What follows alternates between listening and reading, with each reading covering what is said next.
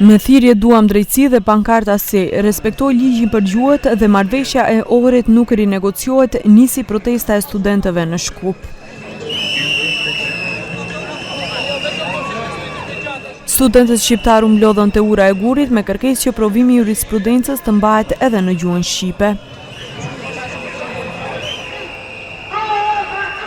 Protestuesit pritën mbërritjen e studentëve nga Tetova dhe më pas marshuan drejt sheshit të Shkupit duke u ndalur para Ministrisë së Drejtësisë.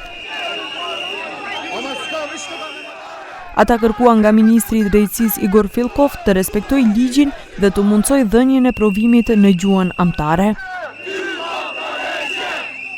Studenti Mevlan Ademi deklaroi se kërkojnë ndërheqjen e ministrit, duke theksuar se gjuha shqipe është gjuhë zyrtare.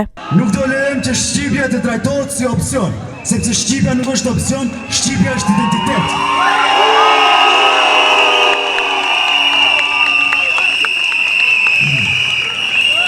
Sot, nga ky shesh, nga ky zë i përbashkët, ne po themi një gjë shumë të thjeshtë.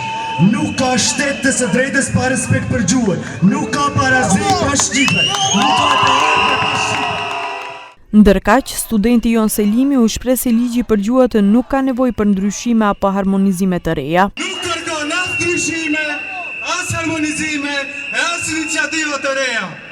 Kërkon vetëm vullnet për ta zbatuar ashtu siç është. Kërkesa jonë është e thjeshtë. Zbatojeni ligjin, asgjë më shumë, asgjë më pak.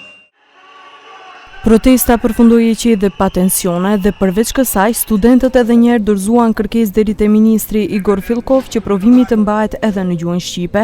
Ndryshe, çështja e provimit të jurisprudencës në gjuhën shqipe u aktualizua nga studentët shqiptar të fakulteteve juridike. Reagimet e studentëve nxitën edhe për fshirjen e partive, duke e kthyer këtë temë në një debat më të gjerë publik për zbatimin e të drejtave gjuhësore në institucionet shtetërore.